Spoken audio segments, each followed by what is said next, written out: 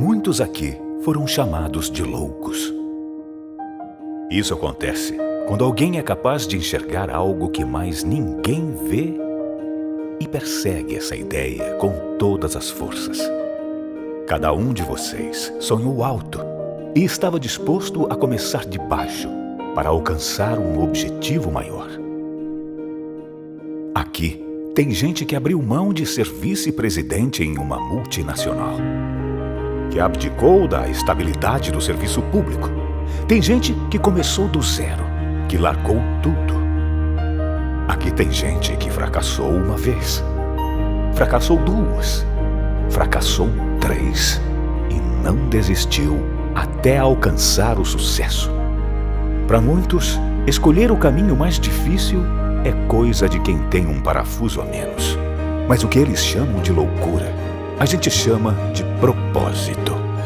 Vocês estão aqui porque o seu propósito se tornou muito maior do que uma empresa, do que o sucesso, prestígio, fama ou conta bancária.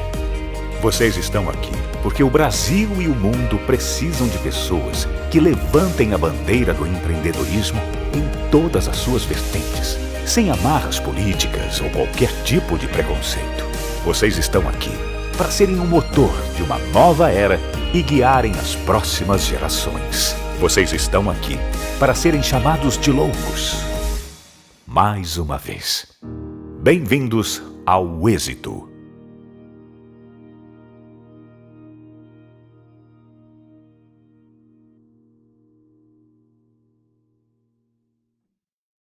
Na competitiva indústria automotiva, algumas coisas são unanimidade.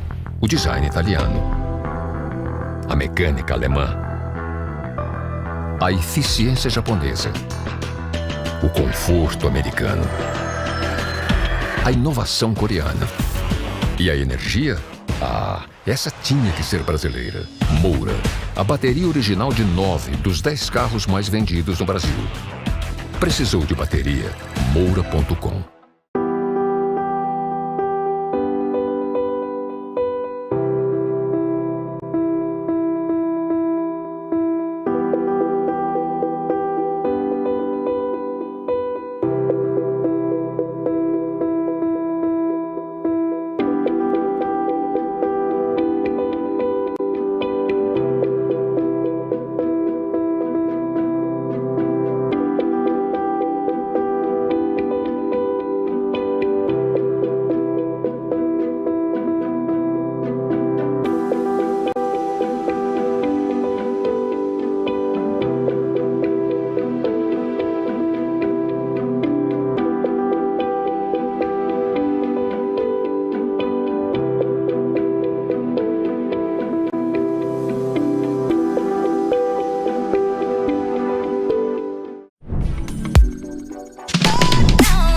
E agora, com vocês, o painel Como Blindar Sua Produtividade, com o empreendedor, mentor de jornadas disruptivas, criador do Instituto More MBA e conselheiro do Instituto Êxito de Empreendedorismo, André Paixão.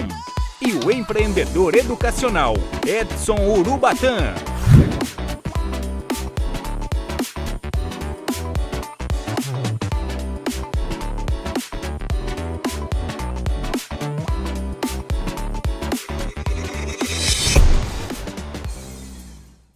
Uma grande satisfação estarmos aqui em mais uma edição do Summit Êxito 2021, ainda online, mas em compensação também a gente consegue alcançar muitas pessoas e conseguimos reunir muita gente boa no mesmo palco. Então, uma grande satisfação estar aqui dando a nossa parcela de contribuição, principalmente aqui ao lado de Edson Urubatã, que é uma pessoa pela qual eu tenho grande admiração, um grande empreendedor também, sócio conselheiro do Instituto Êxito. Então, ele tem uma história de vida muito bonita. A gente vai poder compartilhar um pouquinho dessa história junto com o recado que nós queremos dar para vocês.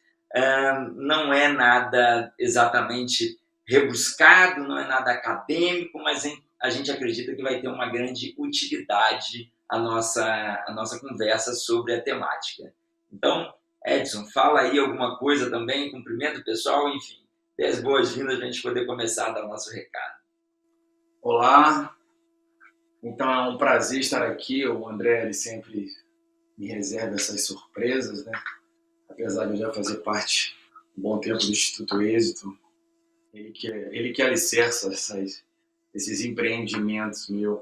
E, na verdade, eu que me debruço na educação e sou fruto da bondade humana e do poder da transformação educacional, muito me honra poder tentar contribuir aqui com o Instituto, com um pouco de informações, porque eu acredito que a informação e, obviamente, a educação, ela é que transforma o mundo, transforma as pessoas, ela que, com parcelas mínimas, mas sempre significantes, podem tocar uma pessoa, e como diz o filósofo, né, quando um grão de areia da Europa é removido, toda a Europa fica menor, e se um grão de areia na Europa é colocado, toda a Europa fica maior. Eu espero que no final disso a gente possa acrescentar alguma coisa aos ouvintes, telespectadores. São tantas nomenclaturas a partir do Covid e dessa anomalia que vivemos nos últimos 1 ano e meio, que eu ainda estou me perdendo na nomenclatura, ainda me falta eloquência para me exprimir. Mas eu espero realmente dar alguma parcela, talvez não tão significativa quanto a do próprio André, sobretudo porque ele já se debruça em alguns temas com muito engajamento, e eu ainda vou passar por essa transição, ainda estou empreendendo, né? Já estou empreendendo, então isso toma muito tempo da gente, mas eu espero, obviamente, contribuir com vocês.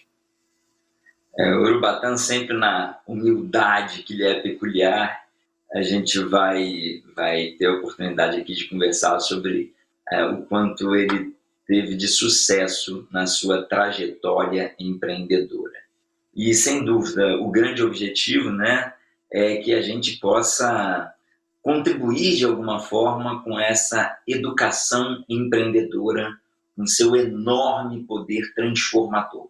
Realmente, todos nós do Êxito, acho que convergimos nesse sentido, no sentido de que a educação empreendedora tem um grande papel na evolução da sociedade, e eu acho que, sobretudo no ambiente ainda pandêmico, é de extrema necessidade a gente fortalecer diariamente a discussão sobre essa temática, ou seja, sobre o poder transformador de uma educação empreendedora. Então, gostaria que, vamos colocar aqui logo a nossa temática, né? É justamente como blindar sua produtividade, né? É um tema bastante instigante, né, Edson? Porque, assim, com certeza, conhecendo a sua história, né, como eu conheço, nós somos amigos de infância, então eu sei que durante todo esse trajeto da sua vida empreendedora, puxa, você que já foi ambulante, né, abriu a sua primeira escola, enfim, com todos a escassez de recursos que havia ali, você com a cara, com a coragem, com a determinação, abriu a primeira escola, depois cresceu, e aí abriu a segunda, e assim por diante, até que hoje chegou a alcançar aí próximo de 100 mil alunos em nível de Brasil, né? Através de um sistema educacional. Também na escrita desse livro, que é uma bibliografia assim, de grande relevância para a área educacional, né? Aqui está justamente a ilustração do MODA, que é um método que você organizou, né? Método de organização das didáticas e avaliações. Eu, enquanto educador, sempre digo com muito orgulho, vejo que meu livro está aqui todo marcadinho, né? Enfim, realmente foi bem dissecado, e eu acho que é realmente uma leitura obrigatória para todo educador. Então, assim, nessa trajetória, certamente ocorreram vários contratempos, né? Porque a gente sabe que não é realmente fácil a gente ter um sucesso, sobretudo no empreendedorismo educacional, como é o seu exemplo. Da mesma forma como é o exemplo também do nosso presidente Jandir Diniz, né? De tantos outros companheiros que a gente tem aqui, de próprio Celso Mesquier, de Chaim, enfim. Nós realmente temos aqui no Êxito um time de sucesso, né? E aí, quando a gente fala, então, em blindagem, eu acredito que você precisou utilizar de algumas estratégias para poder conseguir se proteger e alcançar êxito, de fato, no seu projeto, né? Então, a gente fala aqui de blindagem e produtividade, né? O que é produtividade? Uma provocação que a gente pode fazer até, né? Em que consiste a produtividade? De repente, a concepção de produtividade, para mim, pode ser diferente da concepção de produtividade para Edson, ou pode ser diferente para o meu filho, para o meu pai, enfim, para minha avó, e aí por diante. Então, o conceito de produtividade, acho que ele não é exatamente matemático, né? É subjetivo, porque varia de acordo com a necessidade de cada pessoa. Mas, fato é que todos gostariam de ser produtivos, né? E talvez a gente se sinta meio que frustrado quando nós não somos efetivamente produtivos, né? Então, gostaria que você falasse um pouquinho da sua trajetória, enfim, como é que, quais os instrumentos de blindagem, o que você fale alguma coisa sobre a questão da produtividade propriamente dito. E aí eu já vou passar aqui para o próximo slide, né, que é justamente o que significa ser produtivo. Vamos lá, Edson. Diga alguma coisa aí, por favor. Bem, eu creio que... Obrigado mais uma vez, André. Bem, eu creio que ser produtivo, né, de produzir algo, essa subjetividade realmente, nesse aspecto, eu coaduno contigo, porque depende do referencial, né? Depende do seu alicerce.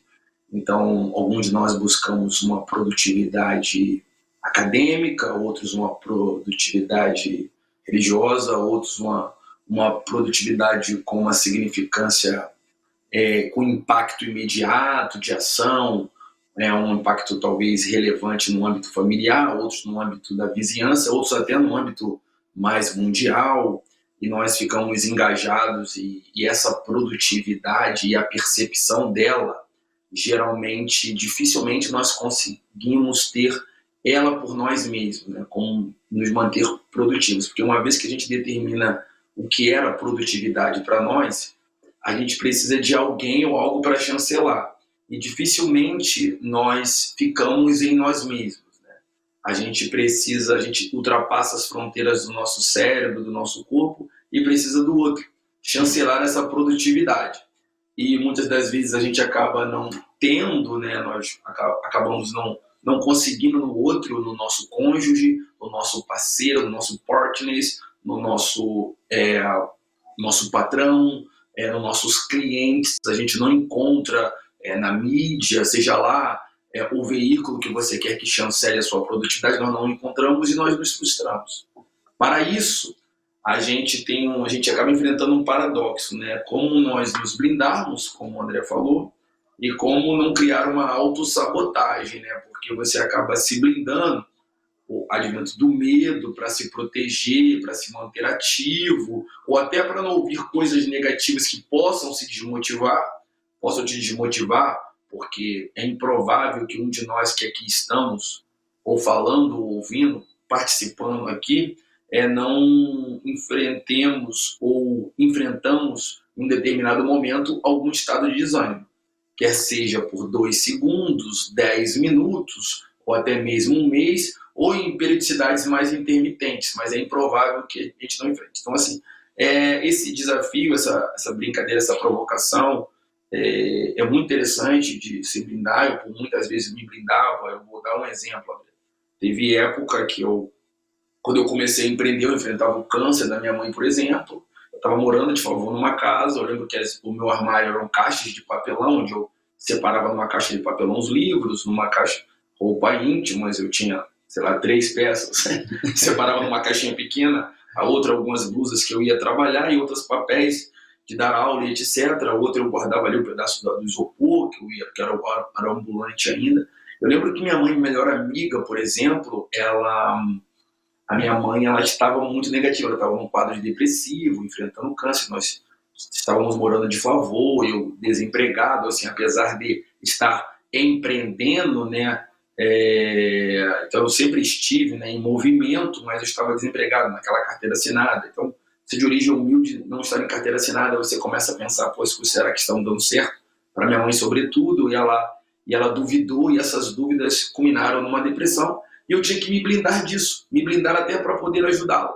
Então eu tinha que criar um ambiente de imaginar toda a minha mãe antes do problema, da minha heroína, da minha Mulher Maravilha, não a Gal Gadot, que vocês devem conhecer como Mulher Maravilha, porque a verdadeira Mulher Maravilha se chama Nilce Maria Pinto de Andrade, minha mãe.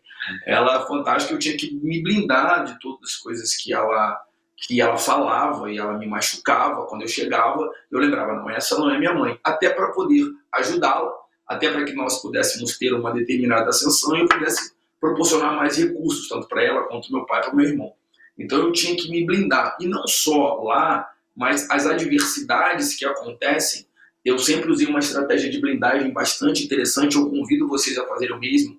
Eu sempre procuro, parece algo clichê, parece algo simples, mas a genialidade está em você conseguir perceber as coisas simples. Eu percebi isso ao longo da minha vida.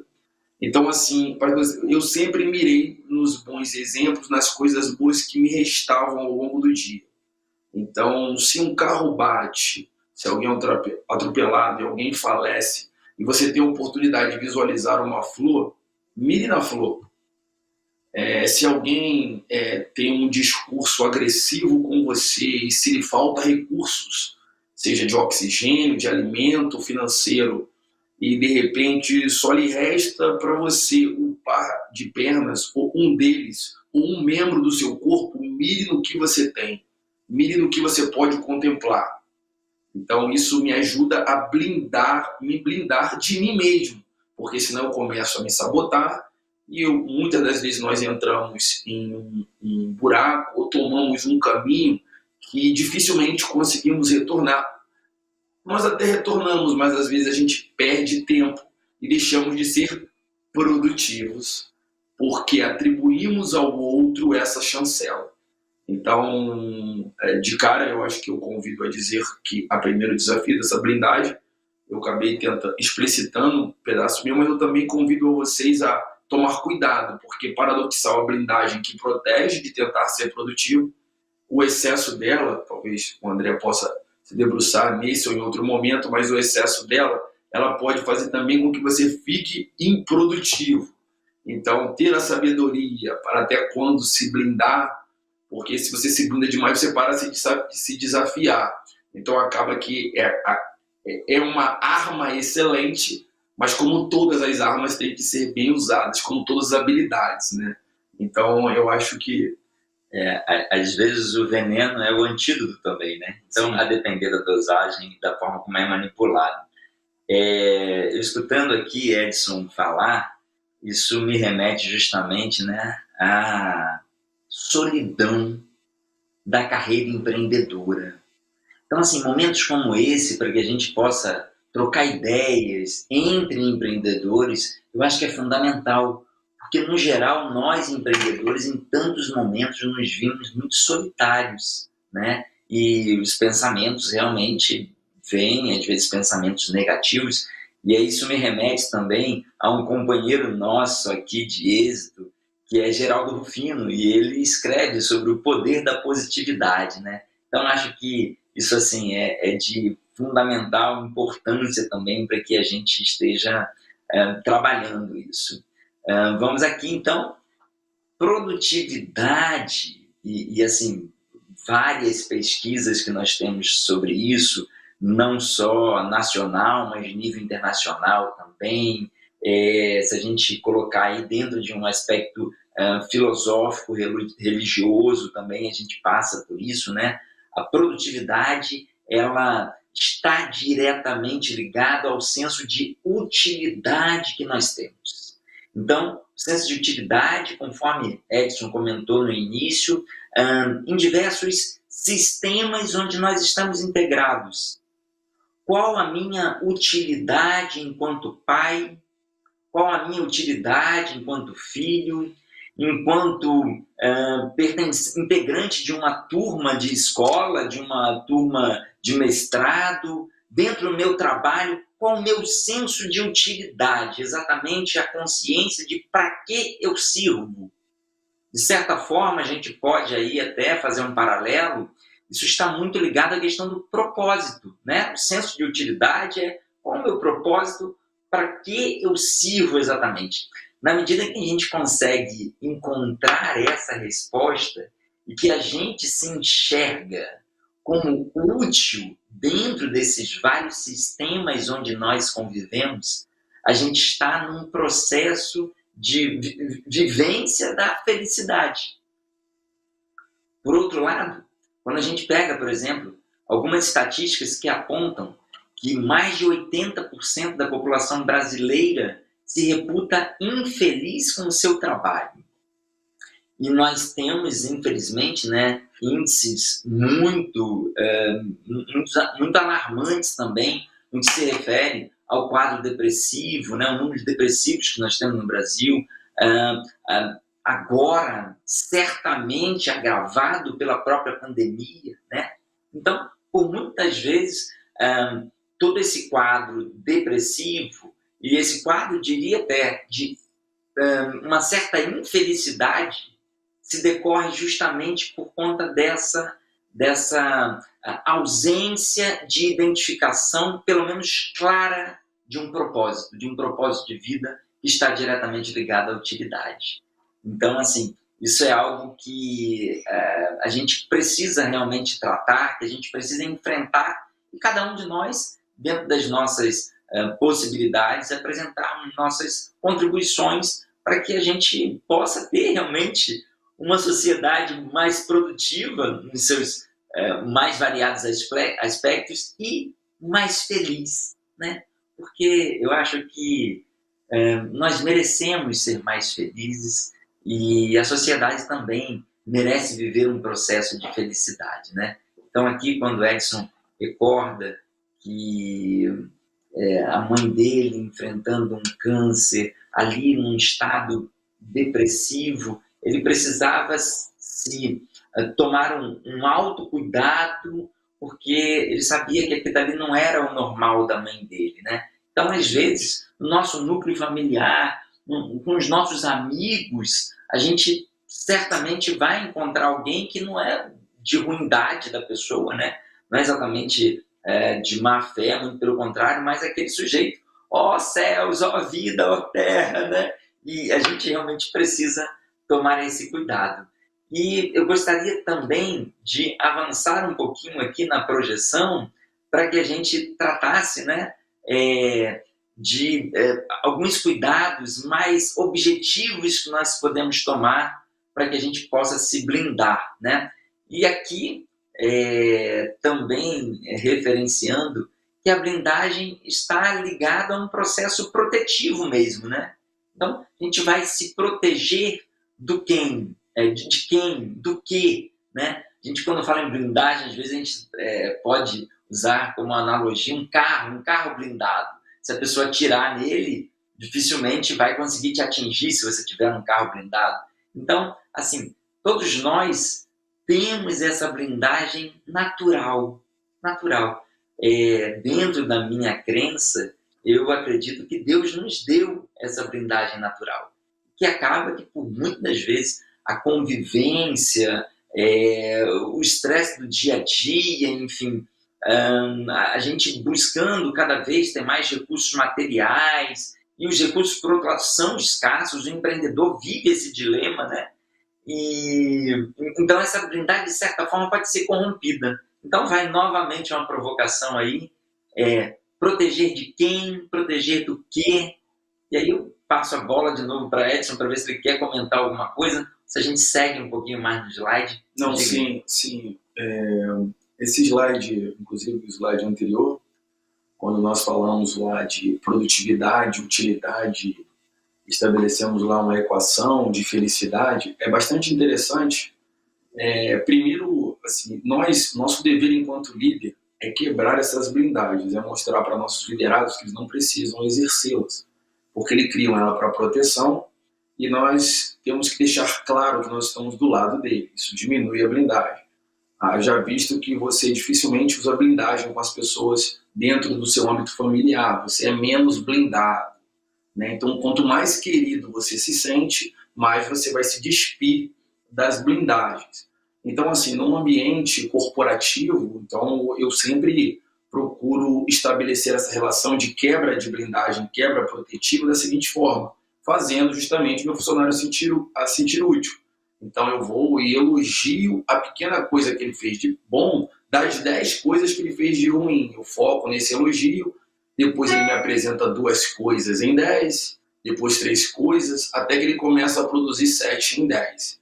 Evidentemente que isso requer treinamento de um gestor, não é fácil a gente saber como fazer, nós estamos empreendendo, saber qual era o caminho e, de repente, ter a coragem, a ousadia do elogio, da educação, da transformação, do change feedback, do update, do follow-up, do dia a dia da correria, das adversidades que pintam para o empreendedor, para um líder, para um CEO, e você chega lá e, de repente, diante de um cenário caótico, daquele principal evento, e você fala, olha, muito bom porque você fez isso. E num outro determinado momento, você de repente repreender e falar, nesse ponto você poderia melhorar. Mesmo porque eu sempre digo, se uma pessoa se blinda muito e ela já está frustrada, e você pode perceber, você tem a percepção da frustração, não precisa que você frustre mais a pessoa. Se uma pessoa que você lidera ele não tem essa percepção do erro, aí sim você tem que expor mais explicitamente. Talvez não funcione essa estratégia, né? Você precisa ser um pouco mais enfático, um pouco mais incisivo, para que você retire dele o melhor. Mas, no entanto, isso funciona bem. Eu sempre uso uma metáfora que eu utilizo na minha casa, assim que eu casei. Eu lembro que a minha esposa, ela foi gentilmente cozinhar para mim. E eu lembro que foi em 2006, eu lembro que eu cheguei em casa muito cansado, eu tinha já virado a noite com os alunos estudando um dos cursos meus. E aí, depois eu continuei trabalhando, cheguei em casa, era 7 horas da noite, eu lembro que eu fui comer um frango, um filé de frango, e estava muito dura a faca, não conseguia cortar. Eu falei, será que essa faca está com semiserra, etc. E eu pensei, a minha esposa perguntou, e aí, irmão, gostou? Eu falei, irmão, maravilhoso, a melhor comida que eu comi na minha vida, não podia ser a melhor comida do mundo. E aí você deve pensar, poxa, Urubatã, isso é hipocrisia, ele mentiu, não. É a melhor comida porque era que me apresentava, porque é que me foi dada. Ela ficou o dia inteiro tentando me agradar. Então isso já merece um elogio. E eu foquei nisso. Hoje, toda vez que ela tem a oportunidade de nós fazermos comida um para o outro, ela consegue, além de ser, evidentemente, sempre cada vez mais caprichosa, ela é motivada a fazer o melhor para mim.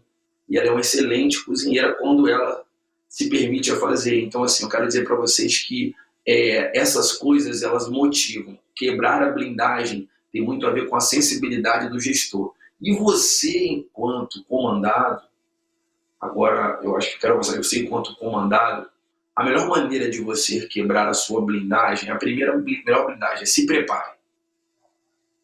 Se prepare e crie métricas para que você possa ter a percepção de ser útil. Quanto mais você divide essa responsabilidade da sua nota, do seu grade, com o outro, mais você vai se blindar e mais você vai se sabotar. Então não transfira essa responsabilidade. Você tem que ter uma métrica.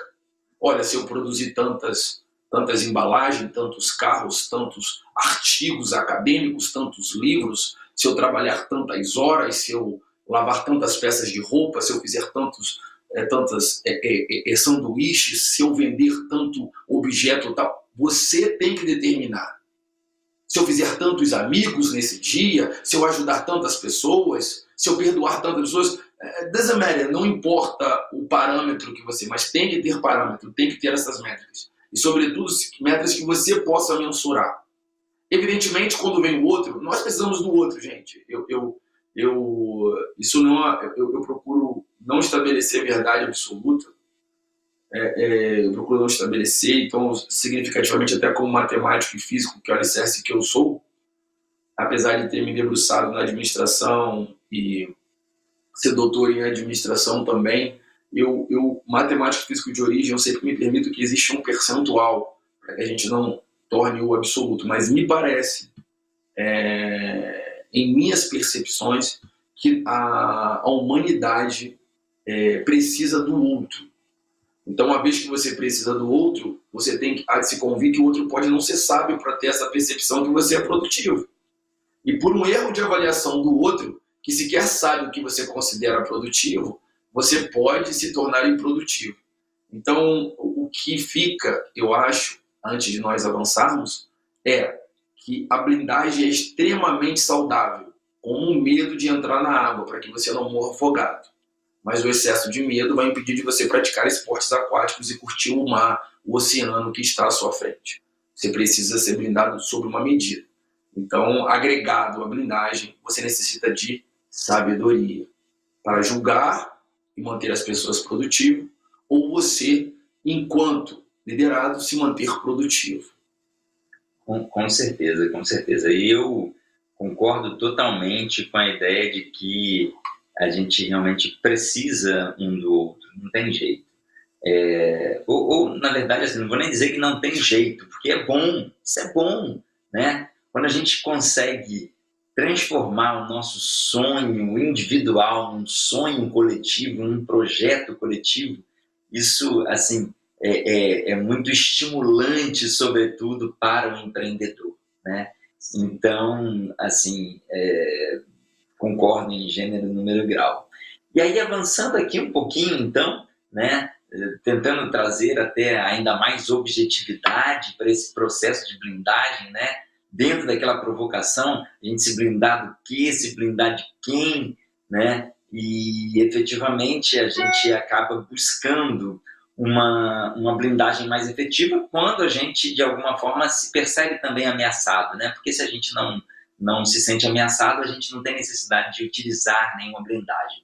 E o ambiente seguro pode fazer toda a diferença nesse sentido, né, Edson? É como você estava dizendo há pouco, que dentro da sua organização você procura fazer dali um ambiente seguro. Eu acho que isso é fundamental no sistema de ensino, em qualquer ambiente onde se preze por um processo produtivo, nós temos que fazer dali o ambiente o mais seguro possível, para que as pessoas não se vejam realmente tensas a partir do medo, que na maioria das vezes acaba paralisando, né? Então, aqui, avançando um pouquinho, todos nós temos um grande sistema imune, né? E aí que a gente vai aqui chamar de GSI. Então, essa blindagem, a gente pode fazer essa analogia que o GSI, o sistema imune que nós temos, é a nossa blindagem natural.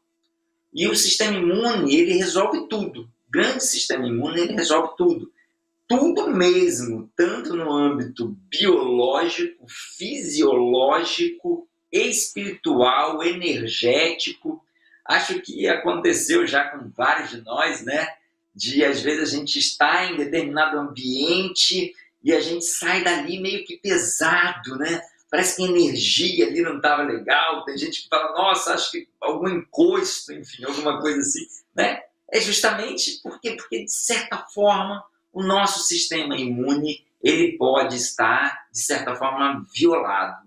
Então, todos nós temos essa blindagem natural, e quando a gente fala dessa blindagem, a gente também precisa enxergar a pessoa dentro de uma visão realmente integrativa, né? Ou seja, nós somos corpo, mente e espírito, né? Não dá para a gente se enxergar apenas de forma fisiológica, completamente desconectada do emocional, do psicológico, e também não dá para a gente imaginar que a gente está aqui sozinho, né? Não, realmente nós vivemos num ambiente onde a gente se correlaciona, a gente se relaciona o tempo inteiro. Sim. Então, esse GSI, essa blindagem, ela pode ser desligada, né? Então, tem aqui 3 leis que eu gostaria de compartilhar, né, dentro de uma visão sistêmica, que a gente pode considerar sobre o nosso sistema imune. Uma é que ele tem poder, realmente, a biologia que Deus nos deu, que ele tem poder para resolver tudo, mas também ele pode ser desligado e ele pode ser religado. Então, queria fazer essa analogia da blindagem natural que nós temos através do nosso grande sistema imune, e nós já vimos assim ao mundo, mas ela pode ser, de certa forma, violada, né? Então, a provocação novamente aqui é quem, então, seriam esses vilões que poderiam desligar essa blindagem natural que nós temos, que é o GSI. Eu vou avançar um pouquinho mais, Edson, para poder passar a bola novamente para você. Assim, acredito que um grande vilão que nós teríamos aí nesse processo é justamente a questão do estresse contínuo, né? Então, assim, não estou falando daquele estresse natural que a gente tem no dia a dia, que às vezes até nos impulsiona. Estou falando daquele estresse contínuo, né? Que provoca, aí já pegando um ganchinho da neurociência, né? Sem querer, sem qualquer proposta de aprofundamento, né? Mas que provoca uma superprodução de adrenalina. E a partir do momento que a gente vive naquele conflito diário e a gente vive numa carga de estresse muito contínua, a gente provoca uma superprodução adrenérgica e a gente entra num estado de hipervigilância. E aí, certamente, né, a gente já conviveu, principalmente com mulher, né? Você citou a sua esposa há pouco cozinhando para você, mas às vezes quando a mulher está com sono ou quando ela está numa TPM, que é natural, e às vezes você percebe que ela está super estressada. E qualquer coisa é aquele não me toque, né? Literalmente não me toque. E algumas mulheres sofrem muito com isso. Podemos dizer que a mulher nessa performance emocional, né? Homem também fica assim, é claro, mas nessa performance emocional ela demonstra estar num estado de hipervigilância. E o estágio de hipervigilância, ele neutraliza o neocórtex, né? Ou seja, a gente age muito mais a partir dos nossos instintos, a partir das nossas funções mais animais, digamos assim, tipo, olha, eu preciso dormir, eu preciso me alimentar. Aí, enfim, todo o processo de evolução que o ser humano tem fica comprometido, digamos assim. Fala aí alguma coisa. Não, sim, é bem interessante o que você falou, mas assim, até para contextualizar, é importante talvez que poucos saibam que nós temos aqui grandes neurocientistas reconhecidos mundialmente, né? Então, por exemplo, parece que talvez seja irrelevante para muitos, mas foi aqui na UFRJ, né? Aqui próximo, no Rio de Janeiro, que foi descoberto que nós não temos 100 bilhões de neurônios, nós temos 86,4, e parece que é simples, mas foram descobertas do Robert Lenz, da Suzana Herculano. Robert Lenz, para quem poucos sabem, mas ele estuda neurociência há 40 anos, quando você vê aí neurociência cognitiva, neurociência comportamental, neurociência sistêmica. Essas nomenclaturas do Lenz, né? Então é bem Lenz, né? Então assim, é bem interessante quando nós falamos disso, e muita gente que usava termos mais da parte psicológica, a gente começa a nos aprofundarmos na neurociência, e é tão interessante que eu acredito, como foi a minha frase inicial, que a educação transforma o mundo, assim como ela transformou a minha vida, as nossas vidas. Nós fomos frutos da educação, nós estamos aqui fruto dela. Eu acho que grande parte dos problemas seriam resolvidos pela educação. E é paradoxal a própria educação negligenciar a neurociência, uma vez que nós imputamos os conteúdos dentro do neurônio e a gente não estuda academicamente a neurociência nas escolas de educação. Tanto nós dois somos professores, apesar de não estarmos muitas vezes, e outras vezes sim, que vivemos em transição, mas isso para mim me assusta. E alguns de vocês devem se perguntar, não sei se vocês já pararam para pensar nisso, mas você acha que controla o seu cérebro? Você acredita que você tem poder sobre suas ações? Eu vou falar um dado que é meio assustador, assim, às vezes mais de 80% das suas ações nesse momento você não está controlando, isso é bem assustador.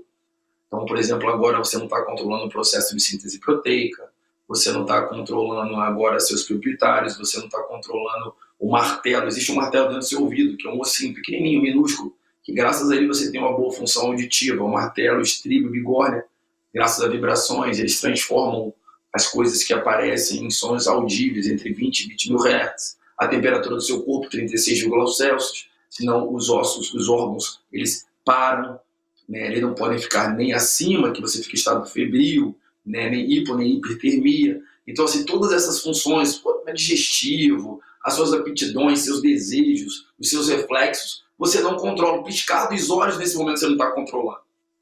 E assim, o André ele foi muito feliz na observação dele, porque assim, ele falou ele brincou um pouco com a TPM, né? Porque é algo realmente que a sociedade sempre brinca com isso, nós fazemos sempre piada que a mulher tem muita dificuldade pela parte hormonal. E assim, o ser humano, na escassez de recurso, ele tende a expelir o mais primitivo, né? E a escassez de recurso, às vezes, é o ar, às vezes é o alimento, às vezes é o que é importante para você, que pode ser até o elogio à sua produtividade, né? Mas a escassez de recurso, dinheiro, né? A dificuldade de realização, a escassez de um recurso, de um bem que para você é importante, pode lhe atrapalhar muito e levar você a ser controlado pelo seu cerebelo, que é aquela parte lá do mais primitivo.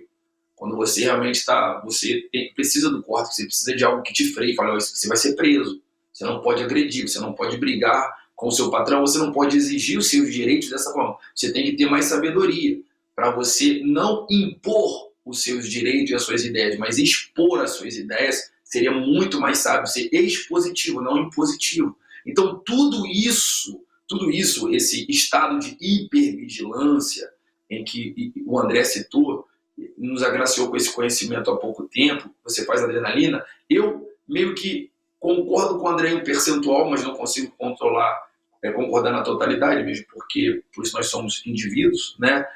Eu acredito até que eu gosto muito de viver na adrenalina, e existem seres humanos, existem profissões que têm predileção por estar na adrenalina. Existem comportamentos humanos, muitas pessoas, elas se dão melhor em alta adrenalina, inclusive constante. Então, assim, eu não tenho, seria muito,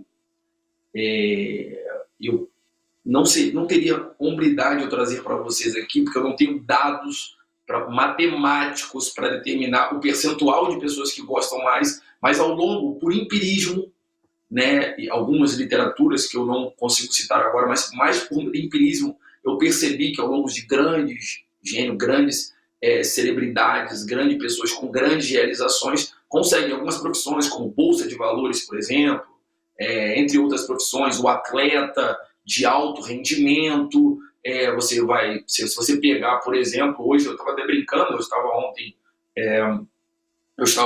assistindo um jogo de futebol. Eu não sei se eu posso falar, porque eu não quero que ninguém me rejeite, mas graças a Deus, eu sou Flamengo, por uma oportunidade que me deram, e eu aceitei, agarrei com todas as forças. E eu estava comentando que um atacante do Flamengo, o Gabriel, ele não consegue produzir em excelência se ele não tem uma confusão em campo.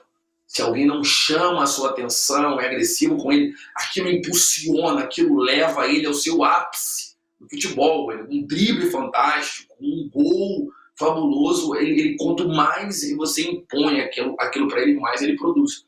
E por outro lado, não. Tem pessoas que você exigir um nível fantástico, e isso, exigir um nível muito alto, pode atrapalhar a produtividade dessa pessoa. Então, mais uma vez, volta ao segundo ou terceiro slide, se eu não me engano, você dosar e você reconhecer as suas percepções e perceber, será que eu tenho que ser mais exigente para essa pessoa se tornar produtiva? Será que eu tenho que parar de exigir?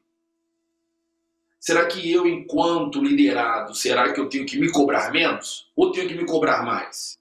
Será que eu tenho que esperar do outro também a chancela, ou eu tenho que começar a me reconhecer e me valorizar primeiro para que o outro me valorize? Né? Tem uma coisa que eu falava muito em minhas palestras, né? Dos dois coreanos que eu inventei o nome, que era o só dá maçã quem tem maçã. Né? Que era o só dá maçã quem tem maçã. Você só pode dar a maçã se você obtiver. Então, a gente vê muitas palestras, muitas pessoas querendo dar para você o que não tem. Então, se você tem conhecimento, você pode dividir e compartilhar. Se você tem recursos financeiros, você pode dividir e compartilhar, afinal de contas, ele é seu. Se você tem, por exemplo, um imóvel ou 2 imóveis, você pode compartilhar um, dividir, dar, doar, mas você não pode dar o que você não tem. Quando você se permite a fazê-lo, você cai e você se sabota.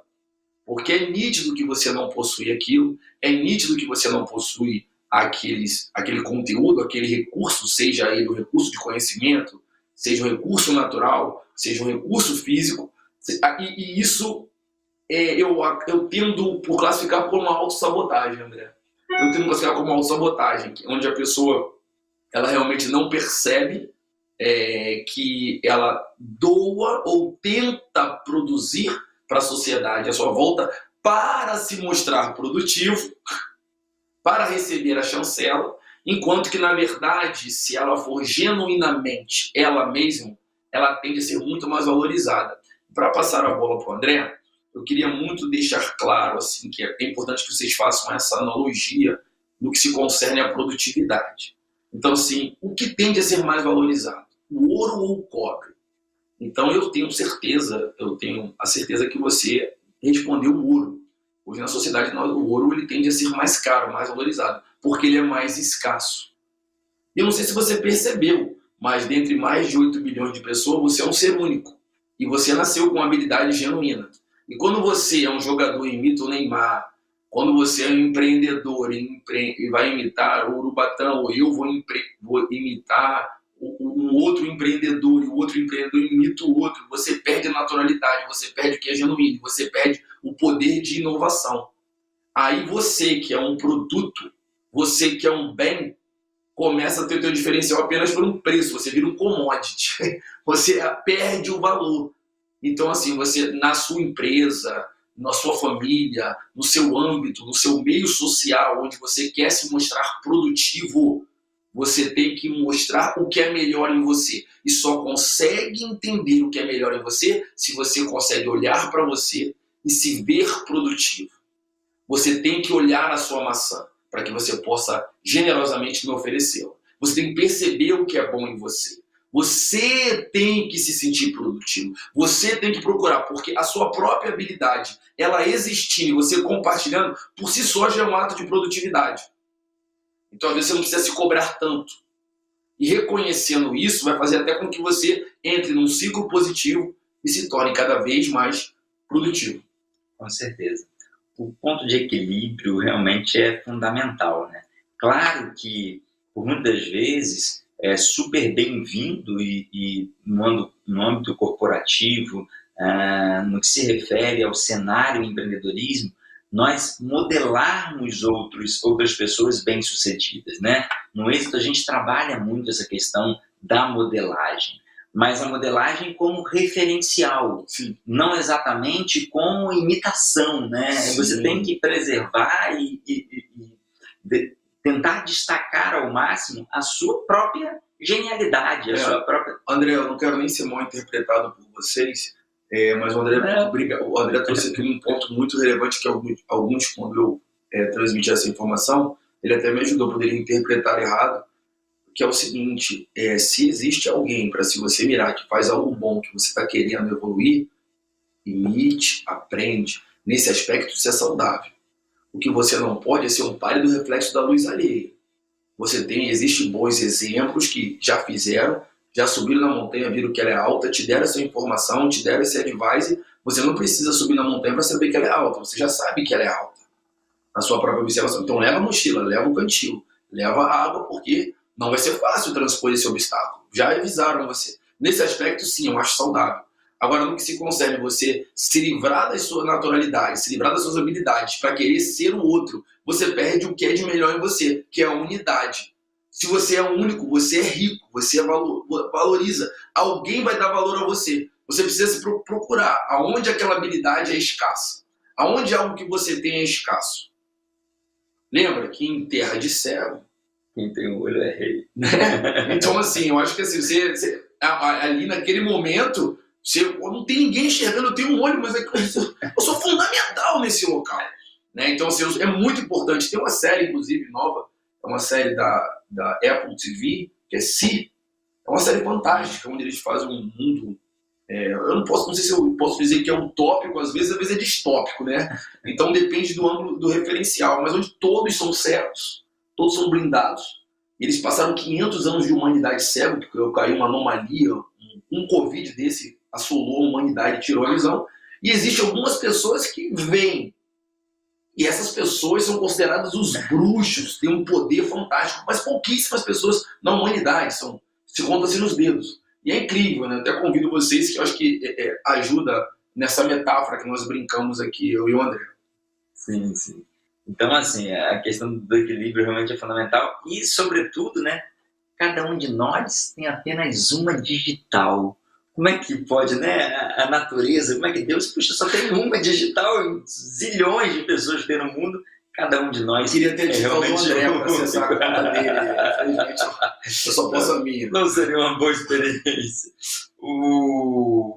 E assim, é claro que a questão do estresse, por muitas vezes, ele é saudável, mas quando a gente tem algum desafio, quando a gente tem algum conflito, que a gente efetivamente consegue resolvê-lo, e aí também a gente libera a acetilcolina, e a acetilcolina nos dá a sensação de gozo, ou seja, a sensação de utilidade. E aí a gente se sente autovalorizado a partir daquilo, a partir daquele efeito. Mas o que eu me refiro aqui, e a gente realmente precisa tomar um certo cuidado, é no que se refere ao estresse contínuo, quando a gente não consegue, de fato, resolver aquele conflito. E aquilo nos assombra dioturnamente, aquilo ali nos assombra, e aí faz com que a gente viva num estado de hipervigilância, e a gente, de certa forma, esteja com o nosso neocórtex desequilibrado, né? Foi justamente o que Edson falou, um processo de desequilíbrio, e o neocórtex é o que é responsável, né, por nosso processo de comunicação, o diálogo, o bom senso, que às vezes falta tanto à sociedade, né? O bom senso, o equilíbrio, o lado racional. Então, assim, a gente sabe que os desafios são grandes, é fato, né? Não adianta que a gente tentar tampar o sol com a peneira, que é tudo, o mundo é cor-de-rosa, nós não vamos pregar aqui... Nós não vamos pregar aqui o país da Alice, né? Ou seja, o país das maravilhas. Os desafios acontecem, né? Mas a gente tem que ter consciência o suficiente para poder buscar o nosso equilíbrio e então irmos atrás daquilo que nos interessa. Então, assim, acho que a preocupação é justamente alertar que o estresse, o estresse, uma carga de estresse muito alta, a partir do momento em que você não consegue resolver realmente aquele conflito que te aflige, nós precisamos prestar atenção a isso, para não permitir que isso acabe roubando o nosso equilíbrio, não ultrapasse a nossa blindagem natural. Ou seja, o equilíbrio entre o neocórtex e o próprio a função mais animal, ou seja, mais cerebelo, dentro das necessidades que nós temos. Tem uma coisa que é legal, André, só para corroborar com o que você falou. Tem um camarada aí de um pouco conhecido, um tal de matemático chamado Descartes. Tem um livro dele que eu gosto muito, né? Muito mesmo, fantástico, que logo no primeiro parágrafo ele fala que o ser humano, ele fala que a razão é um dom tão bem distribuído que nenhum ser humano deseja ter mais do que já tem. É como se fosse uma riqueza. Então, o ser humano, quando ele nasce, ele já é dotado da razão. E ele se acha... Se você for hoje num bar, eles estão discutindo sobre o projeto Genoma, e com uma naturalidade e uma excelência na cabeça de cada um, com a razoabilidade de um cientista que publicou 100 artigos acadêmicos a nível A1. Então, assim, não importa. Então, assim, a gente sempre acha que é dotado da razão. E quando todo mundo acredita nisso, e isso não é um problema da tecnologia nem das redes sociais. Descartes, há séculos atrás, conseguiu perceber no mundo e compartilhou conosco, né, no discurso do método, né?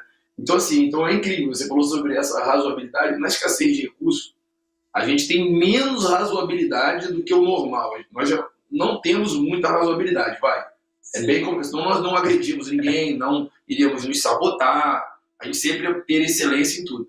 Só que aí quando tem falta de recurso, o ar, a comida, o tempo, o dinheiro, a falta do elogio, a produtividade, não reconhecimento, sim, aí a gente falta mais razoabilidade, o que nos torna menos produtivos. Entendeu? Aí você cai nessa, mas... E a gente volta justamente para a nossa função instintiva, que é o cérebro reptiliano trabalhando, né? E por muitas vezes a gente, assim, isso ficou ainda mais agravado com o período de Covid, né? Ou seja, as compulsões, algo desequilibrado. e a gente vai para a compulsão alimentar. Tantas vezes, as pessoas, quando estão muito estressadas, tendem a se alimentar muito mal, comer muito mais. E aí gera obesidade, gera os problemas cardiovasculares, e aí vai por diante, né? Também a própria compulsão sexual, ou seja, o sexo desenfreado, né? Sem um autocuidado, sem uma noção de respeito pelo parceiro ou pela parceira, né? Também a gente entra aí tudo que é excesso, né? O excesso de sono, né? A pessoa realmente não quer sair da cama e num estágio já pré-depressivo. Então, assim... Substituição de prazer pelas drogas, etc. Sim, com certeza, com certeza. Então, assim, isso, por muitas vezes, é o cérebro reptiliano trabalhando de forma desequilibrada quando o neocórtex, que é o lado muito mais racional, né, está ali comprometido de certa forma. E isso acaba sendo uma blindagem corrompida, o corrompimento de uma blindagem. Então, assim, muito cuidado realmente com o excesso de estresse, né? Então, ali, quem são os vilões, a gente precisa estar muito atento a isso, sobretudo quem são? No mundo assim tão competitivo que a gente vive, com um excesso de cobranças, né? De todos os lados, inclusive autocobranças. Autocobranças, às vezes, como... Eu mesmo estava cobrando já o André de chegar aqui. O André, eu nunca tive dinheiro, então o pouco que eu tive, quando nós éramos pequenos, eu tinha uma figurinha que ele me tomou, eu guardo isso no coração, eu lembro até hoje. Não, brincadeira. Nem pra figurinha eu tive dinheiro pra ter. Provavelmente eu que te tomei a figurinha, se é que alguém tomou. Eu devo ter substituído a história. A gente roubava muito lanche um do outro na escola, e isso era legal, a gente compartilhava. Onde come dois passam fome, então a gente passava fome juntos. Então, quem são os vilões, né? Aí, provocando novamente. Estresse contínuo, né? Como eliminar esse vilão, né? Como é que a gente resolve a questão do estresse contínuo, sobretudo? Resolver o conflito ou desistir dele. Tem coisas que a gente realmente não tem o poder de mudar. Eu me remeto aí a uma frase também que está aqui, né, no método moda, enfim, tem no outro também, que é a conquista, né? E aí o Urubatã faz uma apologia a essa frase que é muito, muito legal. O único fator que a gente, se eu estiver errado, você me corrija, viu? O único vetor que a gente pode, de fato, controlar é o nosso esforço. Nós podemos controlar, sim, nosso grau de esforço de acordo com os nossos objetivos. Agora, o resultado, não exatamente. A gente não consegue controlar o resultado, a gente consegue controlar o nível de esforço. Recentemente, com 43 anos, então, eu, pela primeira vez, quebrei o pé, né? E aí, enfim, foi no mesmo lugar que Neymar quebrou, inclusive, né? Isso sem eu jogar bola. Diferente de Edson, que é um grande atleta, né? Eu não jogo bola, não sirvo nem para gandula. E aí, quando o ortopedista se viu diante do meu quadro clínico, ele falou assim: olha, você quebrou exatamente no mesmo lugar que Neymar. Ele falou: você vai andar caindo muito por aí também? Eu falei: não pretendo, doutor. Bom, então eu acho que só uma imobilização já vai resolver, não vai ser preciso um procedimento cirúrgico, não. Beleza, eu fiquei lá 45 dias com o pé imobilizado. E eu sei o grau de esforço que eu precisei empregar para um processo de locomoção. O que, naturalmente, isso não precisaria, a gente nem sente a nossa caminhada, enfim, a gente nem sente. Mas eu consegui ali verificar exatamente o nível de esforço que eu tive que ter para aquilo. Mas a gente não consegue controlar exatamente o resultado. Né? De repente, poderia ter uma vala que, se eu tivesse com os meus dois pés em pleno funcionamento, eu pularia, daria um salto e resolveria. Ou um degrau em determinada altura eu conseguiria pular. Um pé só não conseguiria. Então, assim, eu acho que essa frase também vem muito a calhar com esse nosso... produtivo, sim, André. Sobretudo que você até falou o Neymar, um referencial nosso de atleta, né? De menino pobre que se tornou rico graças aos seus talentos, graças a ele perceber produtivo. Obviamente é alicerce de ter no âmbito familiar alguém que já via isso, que era o seu pai, que estava ali tirando o melhor dele, obviamente, isso o ajudou muito a ter ascensão, o perceber produtivo, porque, obviamente, ao longo de sua jornada, muitos na adolescência disseram: você não é tão produtivo quanto você pensa, você é mais bobo do que você acredita ser, ou menos do que você é. E aí alguém disse: oh, não, você é produtivo sim. E nessa hora nos falta, né? Nem sempre vai ter esse pai, nem sempre vai ter essa pessoa para você. Você controla o seu esforço sim, mas você não controla o resultado. Se você gozar, se você ser feliz no seu esforço, na percepção que você faz o melhor, e o seu engajamento e você se sentir produtivo está em você acordar e fazer o melhor que você pode e respeitar o resultado. Não é concordar, não é se acomodar, é respeitar o resultado, perceber o que você errou e tentar novamente. Try again.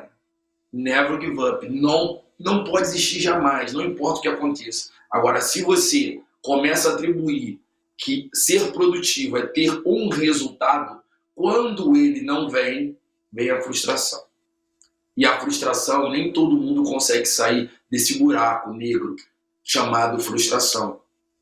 Então, assim, eu aconselho vocês, eu brinco muito com essa frase. Essa frase ela foi construída ao longo da minha vida, que essa frase eu costumo dizer que eu contribuí escrevendo no livro. Mas essa frase ela é construída pela minha observação da humanidade. A humanidade é uma constatação, não é uma criação. Isso não é uma, eu posso dizer para você, uma lei Edson Urubatã. É uma constatação da minha observação da realidade. Nós não conseguimos controlar o resultado, apenas o esforço. E esse é muito interessante. Eu queria, antes de fechar a minha participação aqui com vocês, eu queria que, além de você compreender essa frase que o André nos trouxe, que eu pude compartilhar no último livro, eu queria muito que você entendesse qual é a sua contribuição no mundo à sua volta. Esquece. A transformação da sociedade não está na mão desses políticos que nos governam. Em nenhum momento, nem de esquerda, nem de direita. A transformação da humanidade está em você. A transformação da humanidade está em suas ações. Se queres uma cidade limpa, comece varrendo a sua própria calçada. Você pode transformar o mundo à sua volta desde que você se transforme. Já vai ser uma excelente transformação. Não fique preocupado em transformar o seu pai, sua mãe. Se transforme. A partir do momento que você se transformar, as pessoas à sua volta já vão começar, junto com você, se sentirem compelidas da mesma transformação. Com certeza, com certeza. Vai aí, então, o segundo vilão, que, assim, o primeiro vilão a gente precisava se dedicar mais, né? O segundo vilão, realmente, o sono, a privação de sono. A privação de sono também já cientificamente comprovado nos deixa num estado muito reptiliano, tá? Então, assim, procure. O sono é uma das principais fontes energéticas que nós temos. Às vezes a pessoa, na ânsia de ganhar o mundo, acaba não tendo o devido autocuidado, se priva muito do sono, e isso vai ser contraprodutivo. Então, agora não, continue conosco aqui no Summit Êxito, mas logo você vai dormir na hora certa, certo? E também a questão da má alimentação, né, na falta de atividades físicas regulares, né, que essa imagem retrata muito bem, isso também acaba sendo um grande vilão para a sua produtividade. A falta de energia sexual, né, porque sexo acaba sendo vida, né? Então, assim, também tome cuidado com isso. E blindagem é igual a liberdade. Então, se liberte, viva em paz, vá buscar realmente ser livre, sobretudo, e produtivo. Uma grande satisfação estarmos aqui juntos, né, Urubatã? Sim. Enfim, Amém. Fiquem bem, vamos juntos, vamos além.